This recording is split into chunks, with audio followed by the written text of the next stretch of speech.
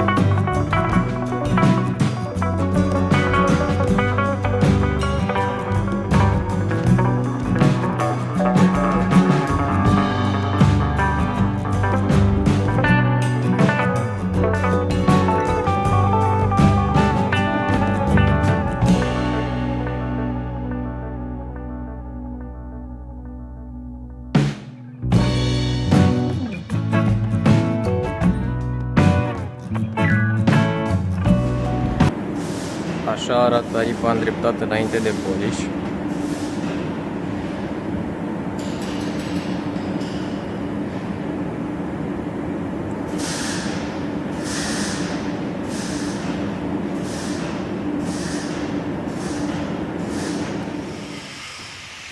Cam așa arată aripa după polish. A ieșit perfect, nu se mai cunoaște absolut nimic.